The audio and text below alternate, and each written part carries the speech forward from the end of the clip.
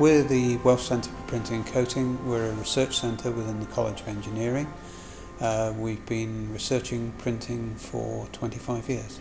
These days, printing has moved from what is a sort of graphic activity, as it was back in 1990 when we started all of this, to looking at more advanced applications, functional materials for functional applications for the future. That's really what we're looking at now.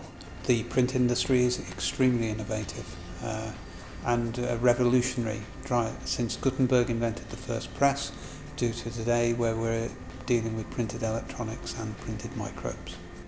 Innovation is the key of our work here at the centre. We use innovation to produce new products, to offer new service to the community. This is an example of an innovative product that can be traced back to work done originally in our labs and in labs in North America. It's a flexible light based on printable microdiodes. You may see this being included into ceiling tiles as a replacement for conventional lights. It could also occur in automotive, aerospace, and even NASA are said to be taking an interest in it. The support from the Welsh Government has been enormously important to us. We've had support for infrastructure development, and that's enabled us to bid competitively for projects in the Horizon 2020 and for UK government as well. Through the support from Welsh Government, we've been able to maintain a staff of experts who have a growing reputation worldwide. The future is bright.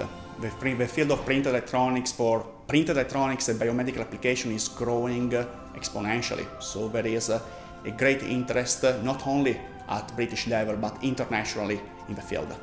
Currently working on a 5-year strategy with the support of an A4B grant. The aim is that we should increase the size of the centre to a sustainable size, and we should be adopting something which will be along the lines of the Fraunhofer Research Institutes. Eventually, our aim is to be the world's leading centre for printing research.